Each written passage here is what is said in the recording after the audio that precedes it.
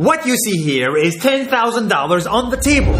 You can take this money as a loan, but I will charge you a little bit of interest rate. Like most people, you take the money and you go buy a nice car. But in 10 years, it's time to pay me back.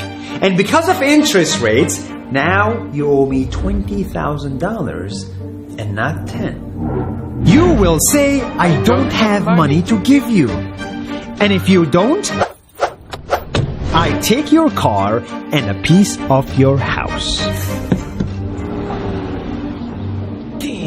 This is how debt works. And after 3 years of traveling the world, I noticed that this is exactly what China is doing.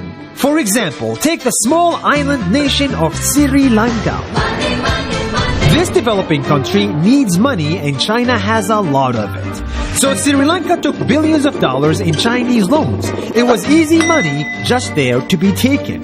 And with that, they built skyscrapers, highways, airports, and shipping ports. The country grew and prospered. But few years later, this easy money came with interest rates, and Sri Lanka was so much in debt that it couldn't pay back China its money. And the only way out was to give China control of what they had built. In other words, Sri Lanka lost a piece of its home to China because of debt. This is the Chinese money trap. And it's a real thing I saw all over the world. In Papua New Guinea, I saw $2 billion in loans given by the Chinese to build skyscrapers, infrastructures, and ports. But there is no way this remote developing country can pay it back or its interest rate. And the only way out is to give China control of the country. In the Maldives, Pakistan, Malaysia, Laos, Kazakhstan, Mongolia, Egypt, Kenya, and South Africa,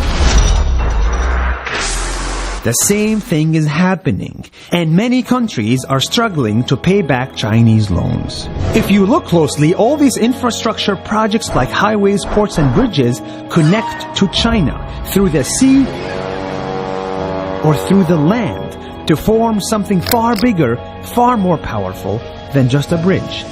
A new Silk Road. The world is already made by China, and I think slowly it will be owned by China.